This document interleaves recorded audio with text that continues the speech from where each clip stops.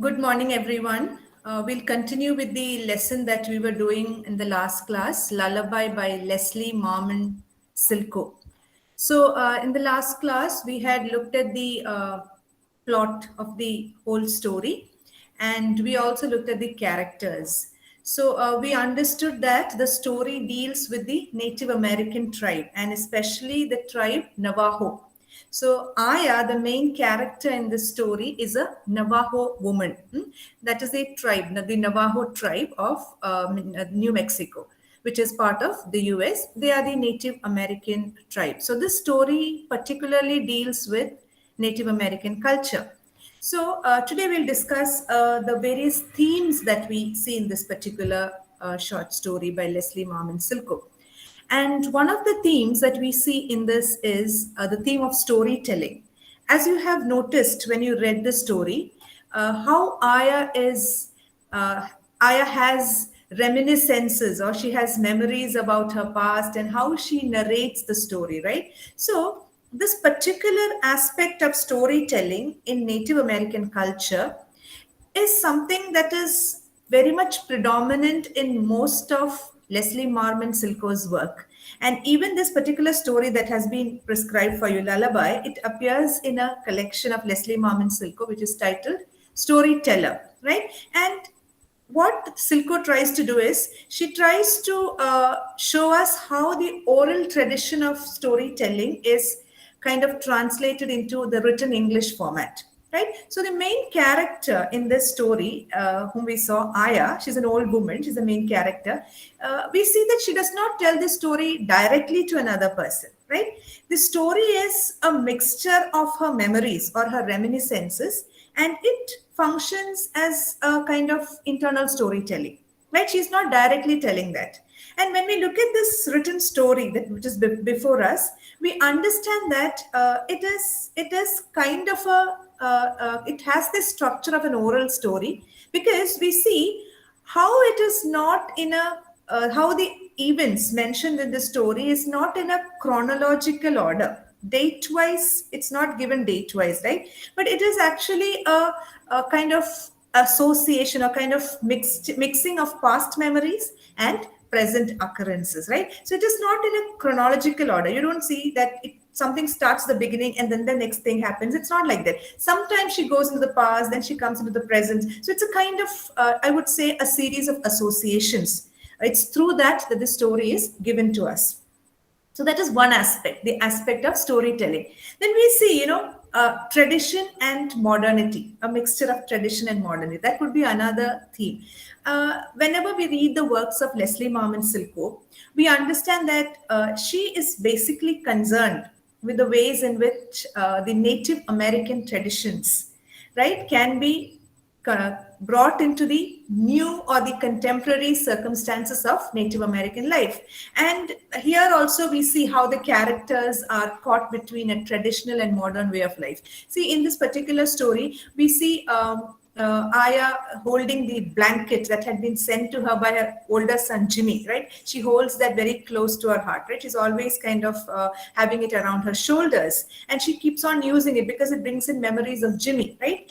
And when she has this, she recalls the traditions that her mother and her grandmother had set, that is weaving blankets on a loom that was put outside the house, spinning the wool to get the thread or the yarn. So this use of the old blanket, it brings in memories of the past. So there's a mixture of the past and the present here. See, towards the end, you see her walking in the snow. She's looking at her old shoes. If you have read this story, you'll understand. She's looking at her old shoes, right? Her shoes, which are quite torn, right? And she's stomping through the snow with those shoes. And then she remembers the warm buckskin moccasins, that is the kind of slippers made from the skin of buck. It's a kind of deer, right? So the warm moccasins or the buckskin moccasins which Native Americans had once worn. Initially, they used to wear moccasins, but now they have started wearing shoes. So you have this mixture of the tradition and the modern aspects here. Then, when her husband Chateau is dying, she starts singing the traditional lullaby, which she had heard from her grandmother. And, we understand that even the death of a loved one, a very profound event like that, would not be just, it won't just simply gone like that. Because even for a profound event like the death of a loved one, you have traditions like bringing in the traditional lullaby there, right? So these traditions serve an important purpose in modern life. That is what Leslie Marmon Silko is trying to show here. Another theme which you might have noticed is I would say, the relationship between the women. That is, I would say, the matrilineal relationships, the relationship between the grandmother, the granddaughter, between the mother-daughter. So all these relationships are used by Leslie Marmon Silko to act as a link between the modern and the traditional Native American culture.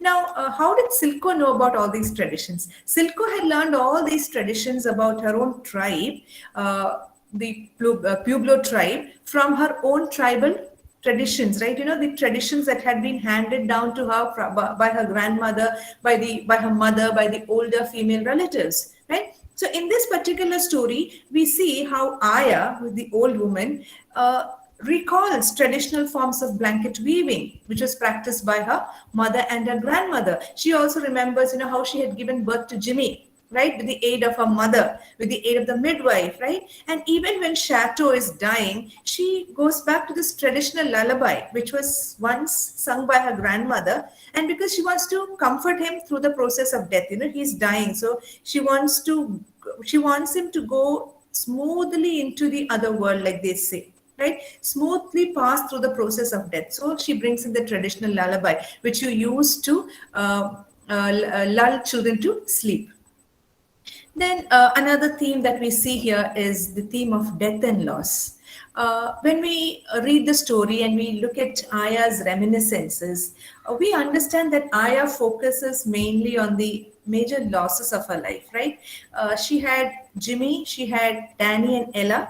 Jimmy died, but before that, she had other two children whom she had lost when they were very small, right? So she has buried not three, because Jimmy died in the war, she couldn't bury him. But the other two children she had buried, right? So she always focuses on these major losses in her life. And there is this strong sense of deja vu, or going back, or I would say nostalgia in the story, which expresses a kind of sadness over the loss of traditional culture, the ways of life, the pain and bitterness over the loss of her three children, right? See, I told you that she had lost two infants. That was due to natural causes. And she was comforted that she could bury them in the land that was surrounding her home.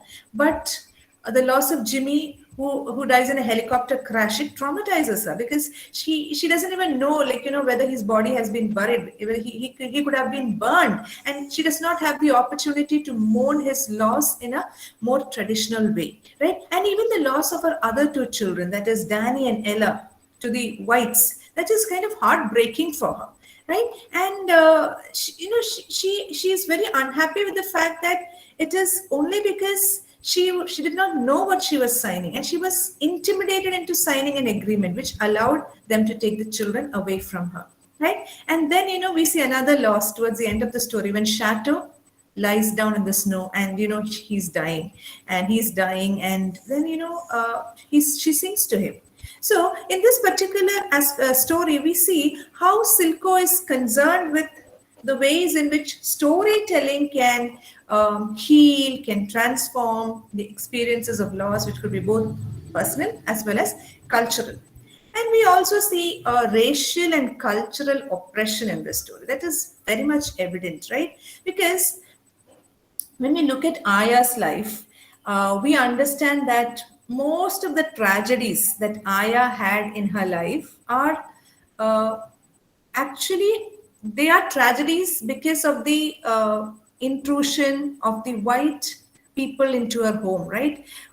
So the cultural oppression of the Native Americans in general is indicated through the personal losses Aya suffers at the hands of the white people, right? So you remember in the beginning how this white man comes and informs Aya and Chateau about the loss of Jimmy, how Jimmy dies, right? So this actually symbolizes a kind of racial issue of Native Americans who die because they are serving a nation and this nation has oppressed them. Remember, Jimmy is a Native American and he dies in the war.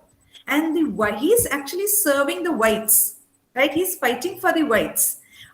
And what is happening? He's actually serving a nation who has oppressed him, right? So this is actually a symbol there, or you can say a very important theme.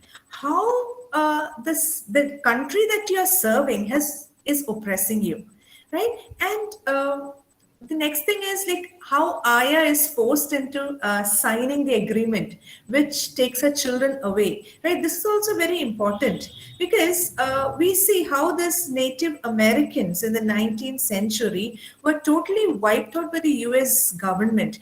And what the whites did was they tricked the Native Americans into signing treaties because these people did not know English, they did not know Spanish, which the Europeans spoke, and they were made to sign treaties. So they would say, this treaty would help you. But unfortunately, these people did not know what was written on the paper. So they would be tricked into signing. And what would happen is ultimately it would become their disadvantage, right? And you remember Chateau's rancher. He's a white man. And he's also a symbol of oppressive white authority. You see, Chateau breaks his leg when he falls off the horse. And it happens when he's at work.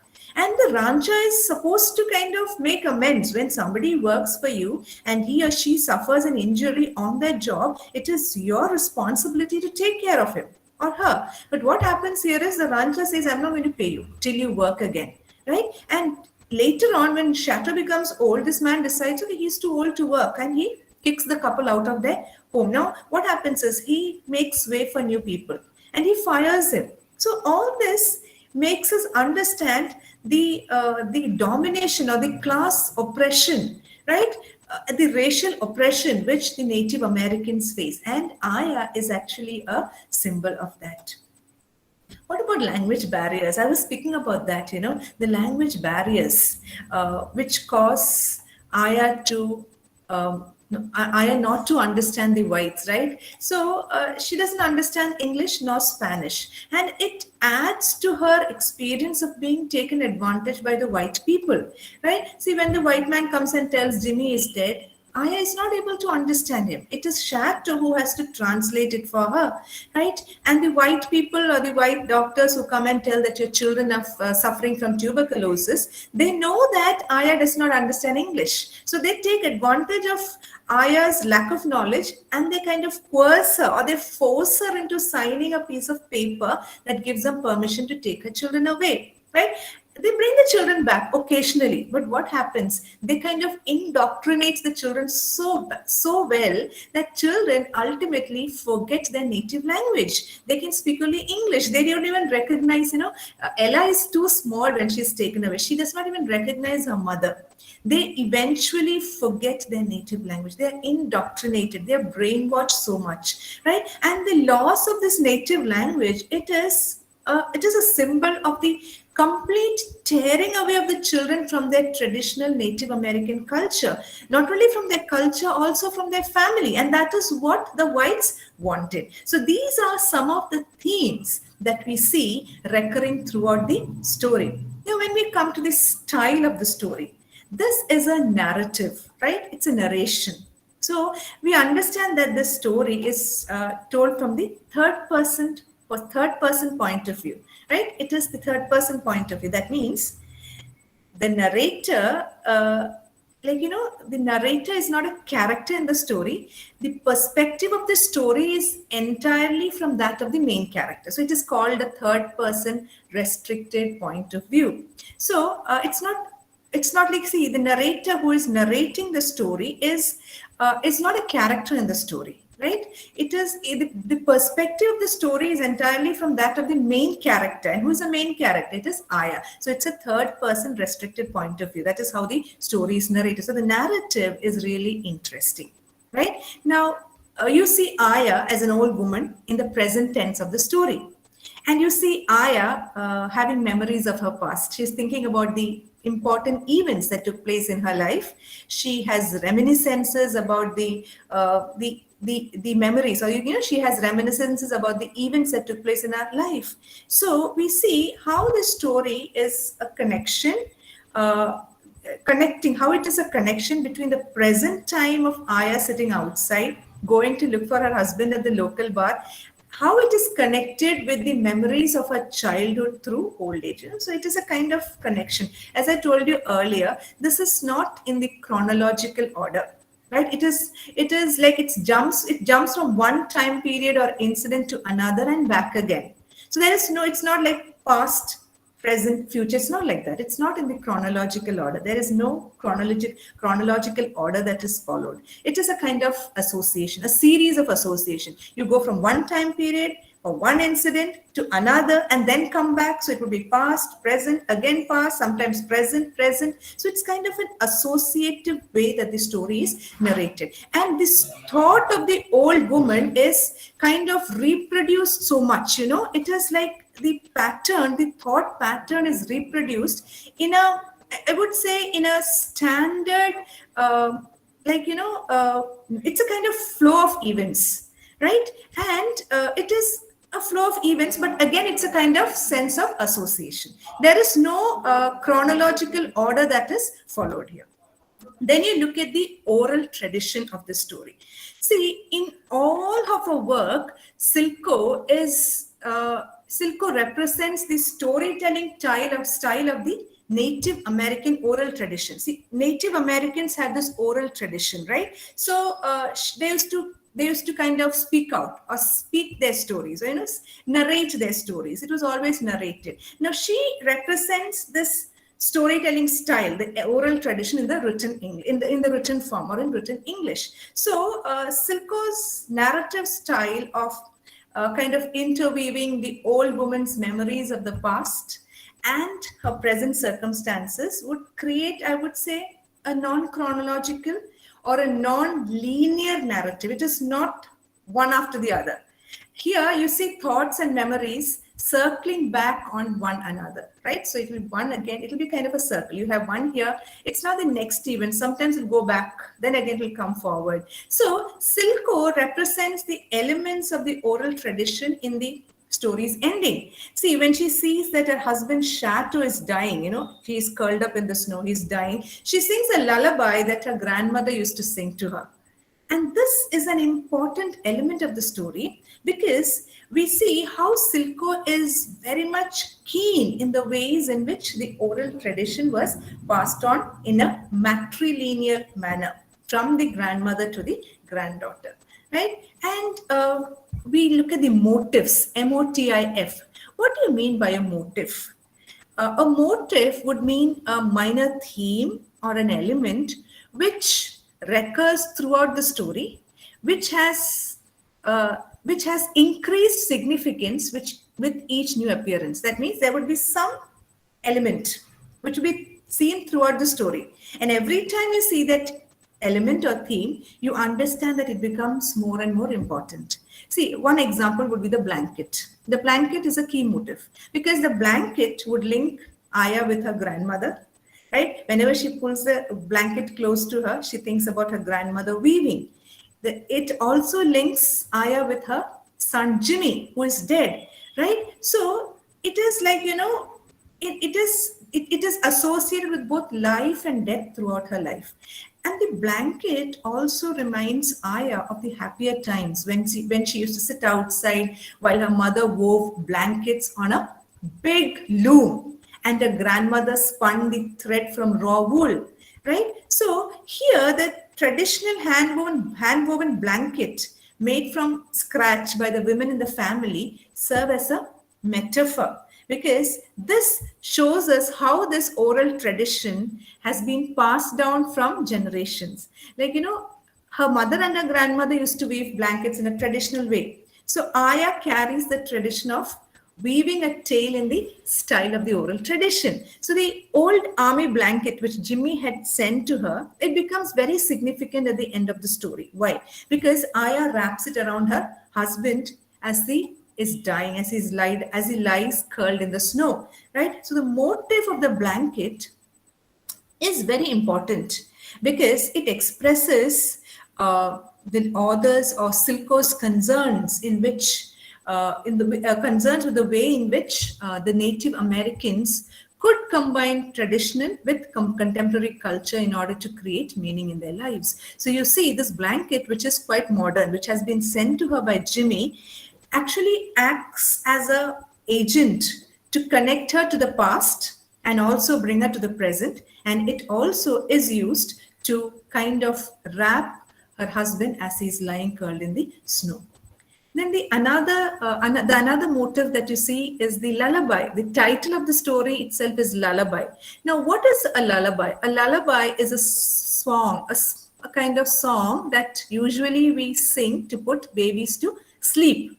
So we sing a song to lull a baby to sleep. So it's from that word Lull, lull, that you get the word lullaby, right? So this lullaby, the story, the story is titled Lullaby, right? The lullaby that gives the story its title, and it also ends it. The story ends on a lullaby. It is central to the story itself, because the lullaby is a very important element. It represents the passing down of the oral tradition from one generation of women to the other generation of women in the Native American family, right? And like Aya says, she could never remember whether she had sung lullaby to her children, but she knew that her grandmother had sung it and her mother had sung it, right? So when Shatter is dying, this lullaby is the first thing that comes to her mind to sing to him, because it would mean comfort to him. So we see how the lullaby combines images of nature and family, and it shows us an eternal unity, because as Chateau is passing through from life into another world, he's passing through the process of death. This lullaby comforts him, right? So when we analyze the story, Lullaby, we understand that, as we see in the first paragraph of this particular story, the main character, Aya, is an old woman, right? Her life had become memories now for her. So she's always living in the world of memories. She's always having reminiscences. She's, as I said, she belongs to the Navajo tribe, Navajo, it's pronounced Navajo. And like many aspects of Aya's story, Leslie Marmon Silko does not come out and straight away reveal Aya's heritage to us. She implies it through different details. Like, she compares the sound of the wind and the snow to a high-pitched Yabichai song. Now, Yabichai song, in the first paragraph, you see about the Yabichai song. Now, what is a Yabichai song?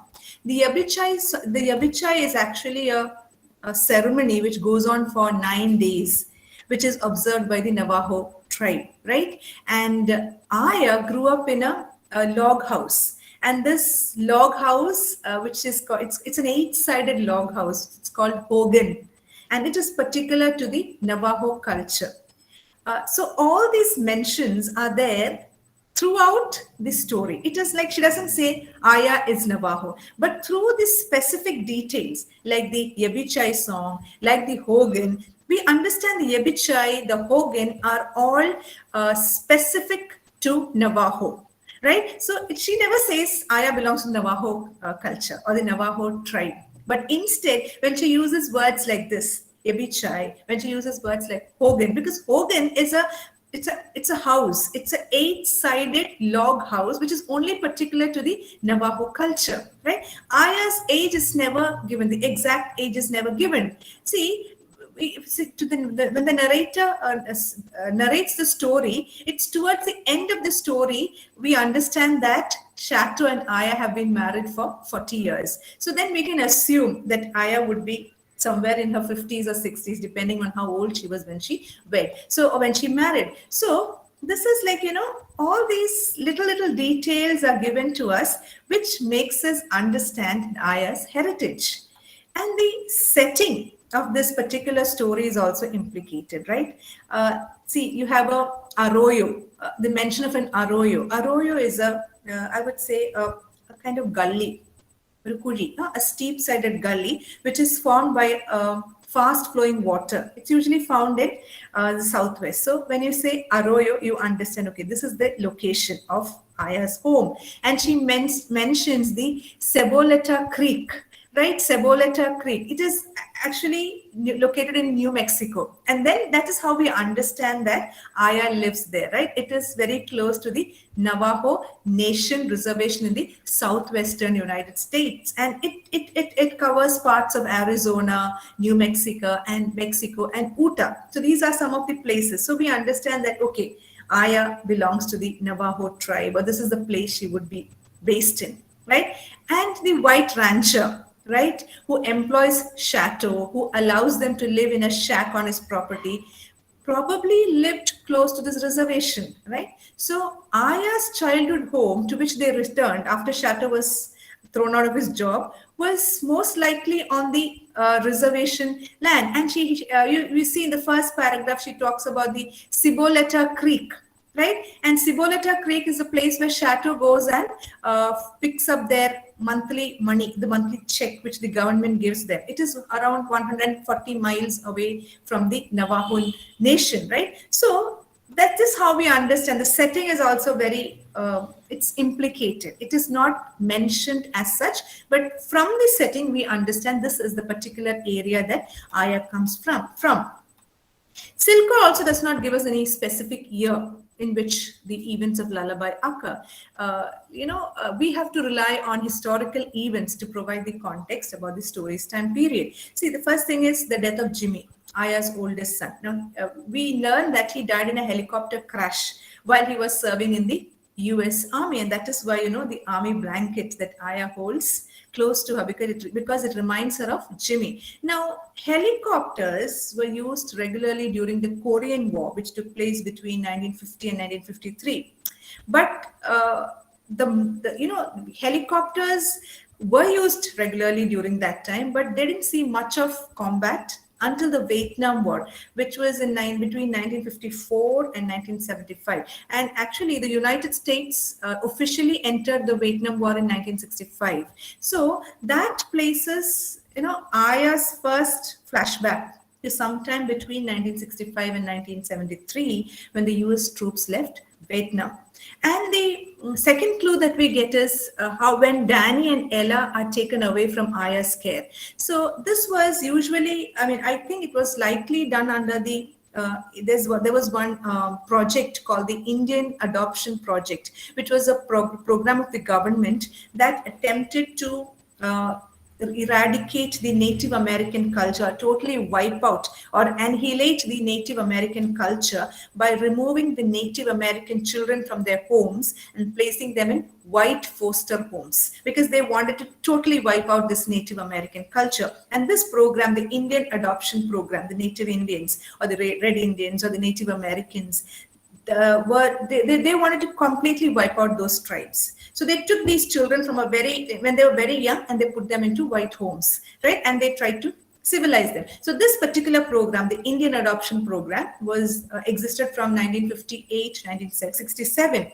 And there was a second program like that, which continued into the 1970s, right? So when we see how Aya is crying for Jimmy, or she's mourning for Jimmy when Danny and Ella were taken away. That means that Jimmy had died before Danny and Ella were taken away. So taking into account the active years of the Indian Adoption Project, Jimmy most likely would die close to the beginning of the war, and Danny and Ella were removed from Aya's care, which was close to the end of the Indian Adoption Project, right? So we understand that Jimmy's death and Danny and Ella's removal are the major plot points of Lullaby, right? But we need to understand that they took place in the past. Now, Aya looks back on those events as a distant memory. So they happened at least a decade or maybe even 20 years before Aya's present scenario that we see here. And Lullaby was first published in 1974. So it is very likely that Aya's present takes place during a future which Silko had not yet experienced, because she published this in 1974. And when Aya looks back on the events as distant memories, it could have happened maybe 20 years back. So Silko would have imagined what Aya's future would have looked like, and she would have written it like this. Maybe Aya's future had not taken place, but something that it would have been something that Silko had imagined, right? So that is maybe because of that, the only description of Aya's present refer to the army blanket, the elements of the natural world which we see in the song, right? The rocks, the sky, the weather, the name of the town that Aya and Chateau are visiting. It is, we only see such descriptions. So it is very significant that Silko did not imagine a better future for her Navajo tribe or the Native American characters. They don't live suddenly in a world where their rights are respected or good employment is easily found. So even when Silko wrote this lullaby or this story, she did not actually see any improvement in the relationship between the Native Americans and the United States or its citizens. So that is why she has not represented Aya's future as something rosy. In the future, we see how Aya has, how Chateau is thrown out of the job and how they're still kind of struggling. So, she knows that the Native American characters would not have a better future. She imagines that, and that is how she writes the story. So the time frame of the story, the time frame of the story, the setting of the story, everything is like, is implicated through a series of connections or a series of associations or a series of elements that Leslie Marmon Silko tries to portray, right? So I would stop with that for now. Maybe in the next class, we will do a little bit more about this particular story. This is a very interesting story, but I would urge you to read it if you have not read it. You have to read it because when I mention Yabi, when I mention Hogan, all these words are there in this particular story. You need to understand that. Okay, any questions right now? If you have any questions, you can ask me, or we'll continue in the next class. Thank you. Thank you, ma'am.